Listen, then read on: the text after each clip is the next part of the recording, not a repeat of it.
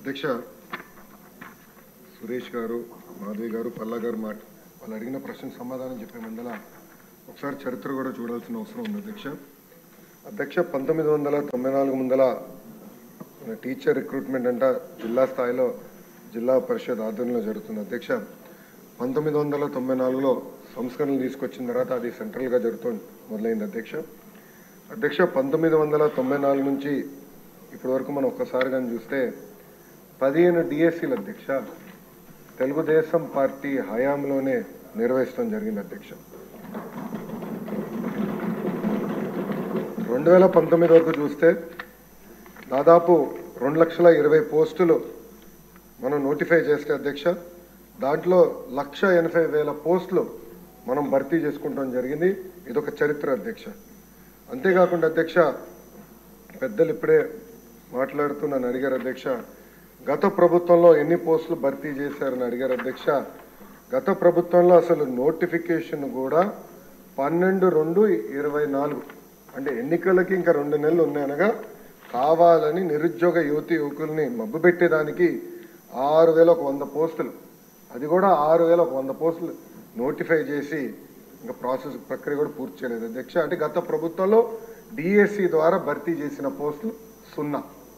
అందుకే అధ్యక్ష తెలుగుదేశం, జనసేన, భారతీయ జనతా పార్టీ కలిసికట్టుగా మొన్న ఎన్నికలు గెలిచిన వెంటనే తొలి సంతకం మెగా డిఎస్సి పైన గౌరవ ముఖ్యమంత్రి వర్యులు చంద్రబాబు నాయుడు గారు సంతకం పెడతాం జరిగింది అధ్యక్ష.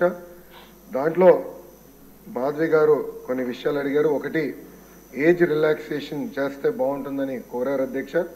ఇది ఆల్రెడీ ఫైల్ సర్క్యులేషన్లో ఉంది, గౌరవ ముఖ్యమంత్రి గారి దగ్గర ఉంది. ఆ ఫైల్ సర్క్యులేట్ అయినా తిరిగి వచ్చిన తర్వాత ఎంత ఏజ్ రిలాక్సేషన్ చేశామనే దానికి నేను సమాధానం చెప్పగలుగుతా అధ్యక్ష. అదేవిధంగా అధ్యక్ష పల్లా శ్రీనివాస్ గారు కూడా ఎప్పటికలా ఈ డిఎస్సి ప్రక్రియ పూర్తి చేస్తానని కోరారు. కొన్ని విషయాలు లీగల్గా వెళ్ళాము. నేను అనుకుంటాం నెక్స్ట్ అకాడమిక్ ఇయర్ ప్రారంభమైన 1 నెల అటు ఇటుగా డిఎస్సి పూర్తి చేయాలనే లక్ష్యంగా మేమందరం పనిచేస్తున్నాం అధ్యక్ష. ప్రధానంగా నేను ఇక్కడ చెప్పదలుచుకుంది ఏంటంటే 1994 నుంచి డిఎస్సి పైన పడిన కేసులని వివరాలు మేము తెప్పించుకుని ఎందుకు పడింది, దానివల్ల ఎందుకు డిఎస్సి లేట్ అయింది, అది జరగకుండా పకడ్బందీగా జియో ఇవ్వాలి, నోటిఫికేషన్ ఇవ్వాలనే లక్ష్యంతో మేము పనిచేస్తున్నాం. ఎందుకంటే 1,00,000 కళలతో మన ప్రభుత్వం పైన నిరుద్యోగ యువకులు ఆశలు పెట్టుకున్నారు. ఆ ఆశలు వృధా చేయకూడదు. చిత్తశుద్ధితో డిఎస్సి నిర్వహించి ఉపాధ్యాయులు మనకి అవసరం ఉంది అధ్యక్ష. అందుకే పకడ్బందీగా ఈ కార్యక్రమం పూర్తి చేస్తాం. ఇప్పుడే సురేష్ గారు ఒక ప్రశ్న అడిగారు అధ్యక్ష, జియో 117 గురించి ఆయన ప్రశ్న అడిగారు. దానికి సమాధానం చెప్పే ముందల ప్రధానంగా గత ప్రభుత్వం ఉపాధ్యాయులను ఎట్లా హెరాస్ చేశారో మనందరం చూసాం అధ్యక్ష. వాస్తవం మాటలు చెప్పాలంటే సమాజంలో మార్పు గత ప్రభుత్వంలో వచ్చిందంటే దానికి కారణం ఉపాధ్యాయులు అధ్యక్ష. ఆ రోజు పెద్ద ఎత్తున రోడ్డెక్కి ధర్నా చేసి వాళ్ళ హక్కుల కోసం పోరాడారు. ఆ రోజు నుంచి ప్రజలు అందరు కూడా రోడ్డెక్కడం మొదలుపెట్టారు అధ్యక్ష. సో ఉపాధ్యాయుల్ని కూడా రాబోయే రోజుల్లో ఈ ఆంధ్రప్రదేశ్ మోడల్ ఆఫ్ ఎడ్యుకేషన్లో భాగస్వామ్యం చేయాల్సిన అవసరం ఉంది అధ్యక్ష. గత ప్రభుత్వంలో అధ్యక్ష సుమారుగా 6 లక్షల మంది విద్యార్థులు ప్రభుత్వ పాఠశాలలో తగ్గిపోయారు అధ్యక్ష. ఇది ఆందోళనకరమైన పరిస్థితి. సో దీన్ని కూడా నేను కొన్ని టార్గెట్స్ పెట్టుకున్నాము. ముందల విద్య నాణ్యత పెంచాల్సిన అవసరం ఉంది. జియో 117కి ఆల్టర్నేటివ్ తీసుకురాల లక్ష్యంతో ఆల్రెడీ మేము పనిచేస్తున్నాం. ఇప్పటికీ సంఘాలతో అనేక మార్లు మీటింగ్లు కూడా కమిషనర్ గారి నాయకత్వంలో పెడతాం కూడా జరిగింది అధ్యక్ష. గత ప్రభుత్వం లాగా ఉపాధ్యాయుల కోసం తలుపులు మేము మూసేలేదు అధ్యక్ష.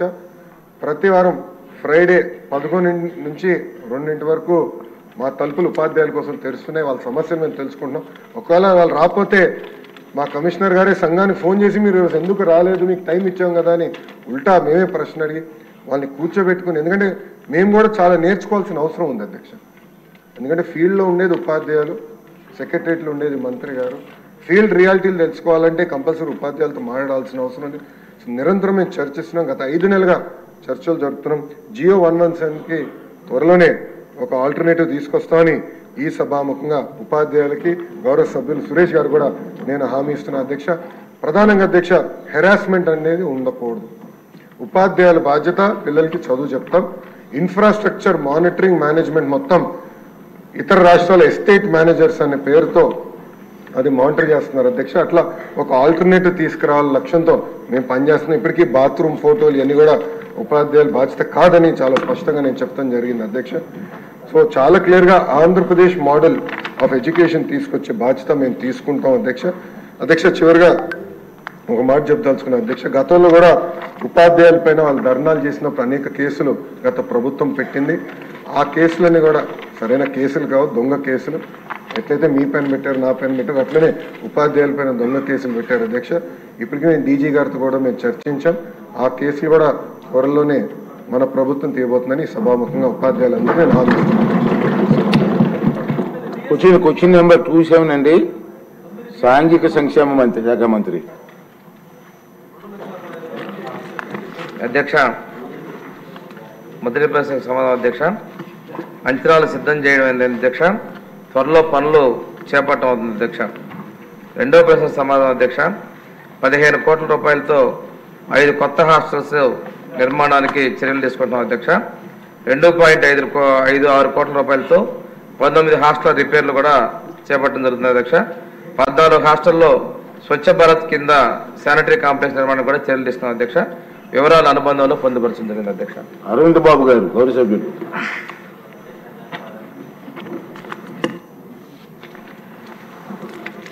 గౌరవ శాసనసభ్యులందరూ కూడా ఈ సోషల్ వెల్ఫేర్ హాస్టల్స్, సాంఘిక సంక్షేమ హాస్టల్స్ మీద దృష్టి పెట్టాలి. ఎందుకంటే ఎన్ని ప్రభుత్వాలు మారినా కానీ ఈ సాంఘిక సంక్షేమ హాస్టల్స్ యొక్క స్థితిగతులు మారలేదు అధ్యక్ష. మరి సైన్స్ టెక్నాలజీ పెరిగింది, ఆర్టిఫిషియల్ ఇంటెలిజెన్స్ వచ్చినా కానీ ఈ సోషల్ వెల్ఫేర్ హాస్టల్స్ని అప్గ్రేడ్ చేసుకోవాల్సిన బాధ్యత మన గౌరవనీయుల ముఖ్యమంత్రి గారి మీద ప్రత్యేకంగా దృష్టి పెట్టాలి అధ్యక్ష. మరి పల్నాడు జిల్లా ముఖద్వార నరసరావుపేటలో దాదాపు సోషల్ వెల్ఫేర్ హాస్టల్స్ 9 ఉన్నాయి అధ్యక్ష. దాంట్లో pre matric 4, 5 post matric hostels ఉన్నాయి అధ్యక్ష. దాంట్లో 3 గవర్నమెంట్ బిల్డింగ్స్ ఉన్నాయి అధ్యక్ష. ఒకటి కాంగ్రెస్ ప్రభుత్వ హయాంలో ఒకటి కడితే 2 టీడీపీ హయాంలో మనకు కట్టడం జరిగింది. మిగతా అన్ని కూడా అద్దె భవనాల్లో మరి పిల్లలందరూ కూడా నివాసం ఉంటున్నారు అధ్యక్ష. మౌలిక సదుపాయాలు ఎక్కడ కూడా లేవు అధ్యక్ష. ముఖ్యంగా బాత్రూమ్లు కానీ, వాటర్ సప్లై, ఎలక్ట్రిసిటీ ఇవన్నీ కూడా సప్లై లేదు అధ్యక్ష. గడిచిన ప్రభుత్వాలు కూడా దాన్ని విస్తరించినాయి. మన ప్రభుత్వం వచ్చిన తర్వాత ప్రతి హాస్టల్ కూడా మేమందరం కూడా సందర్శించి ఆ రోజు పూర్తిగా అకామిడేషన్ దాదాపు 1200 మందికి ఉంటే మరి నారా లోకేష్ బాబు గారి చొరవతోటి ఒక 500 మందిని ఎక్స్ట్రా చేర్చడం జరిగింది అధ్యక్ష. అదేవిధంగా కలెక్టర్ గారు కూడా అక్కడ చొరవ తీసుకొని వారికి కావాల్సిన మెను కూడా సప్లై చేయడం జరిగింది అధ్యక్ష.